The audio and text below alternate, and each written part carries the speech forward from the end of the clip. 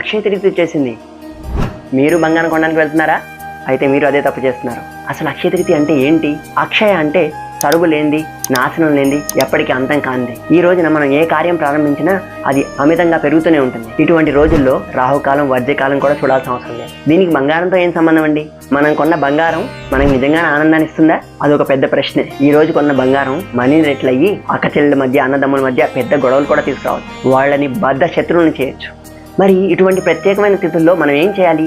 మనం ఏ కార్యాలు చేస్తే అవి పెరిగి మన ఆనందాన్ని పెంచుతాయో అటువంటి కార్యాలు చేయడం ఉత్తమం. అంటే ఆధ్యాత్మిక కార్యాలను ప్రారంభించడం చాలా ఉత్తమం. ఈ రోజున మీరు భగవద్గీత చదవడం మొదలు పెట్టచ్చు, హరే కృష్ణ మహామంత్రాన్ని జపం చేయడం మొదలు పెట్టచ్చు, మీ భక్తియుత కార్యక్రమాన్ని మొదలు పెట్టచ్చు. నేహాభిక్రమణాశోస్తి ప్రత్యవాయో న విద్యతే స్వల్పమప్యస్య ధర్మస్య త్రాయతే మహతో భయాత్. ఇటువంటి కార్యాలు స్వల్పంగా పాటించినా సరే శాశ్వతమైన లాభాన్ని తీసుకొస్తాయి. మరి ఈ అక్షయ తృతీయకి బంగారం కొంటారా? అనంతమైనటువంటి ఆధ్యాత్మిక ఆనందాన్ని మీ జీవితంలో నింపగలిగినటువంటి ఆధ్యాత్మిక కార్యక్రమం మొదలు పెడతారా?